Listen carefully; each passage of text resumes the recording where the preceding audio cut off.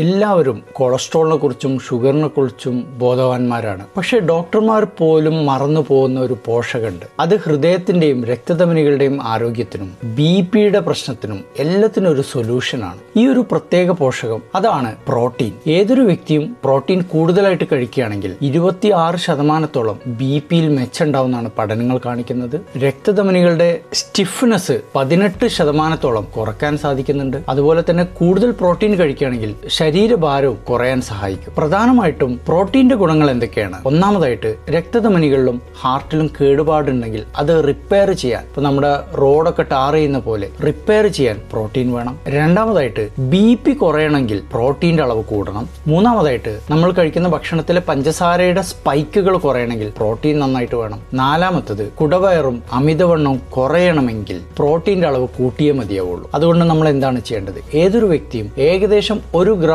Per kilogram body weight protein ദിവസവും കഴിച്ചിരിക്കണം. എന്ന് വെച്ചാൽ 60 കിലോ ഉള്ള ഒരു വ്യക്തി 60 ഗ്രാം പ്രോട്ടീൻ കഴിച്ചിരിക്കണം. അതിനായിട്ട് ചിക്കൻ, മുട്ട, കടല, പയറ്, യോഗർട്ട് തുടങ്ങിയവ കഴിക്കാം. ഇത് 3 നേരത്തെ ഭക്ഷണത്തിലും ഉൾപ്പെടുത്താൻ ശ്രദ്ധിക്കുക.